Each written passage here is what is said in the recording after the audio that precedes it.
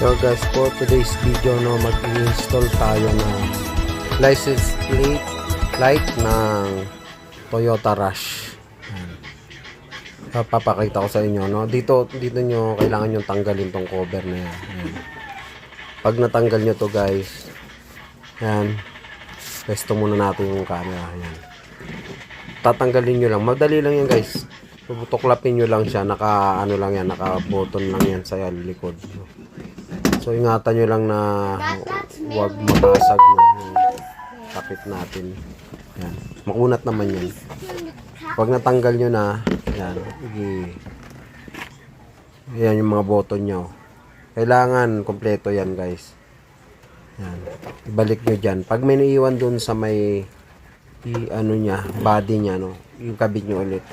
Yan. Tapos hanapin nyo yung wire. Yan. Yan.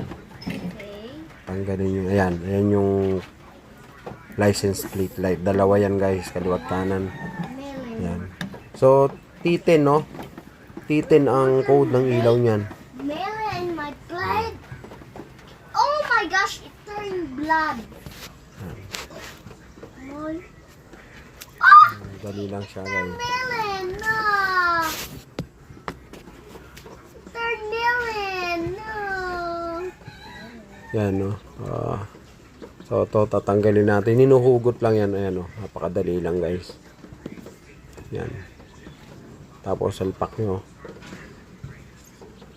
Yan. So, I think wala namang ano to. Correct ano. Parang baliktaran naman siya. So, pag hindi umilaw, hugutin nyo, baliktarin nyo. Ganun lang. Pero, wala pa akong pagkakamali nito eh. Kaya parang feeling ko, baliktaran yan eh. So, yan o. Pag nakakabit na, ayan, testingin nyo. Pag umilaw, yan.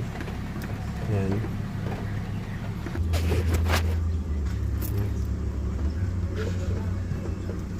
Yan.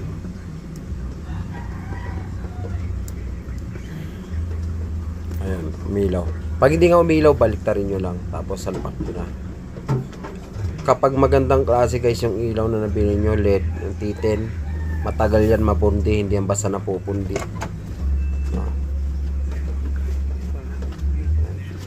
Tapos pag-lock nya is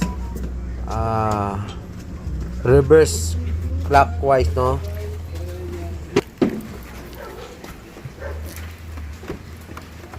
Yan, yung baliktad na ikot ng relo, yun yung pag-install nya no? Yung pag-ikot nya pabaliktad.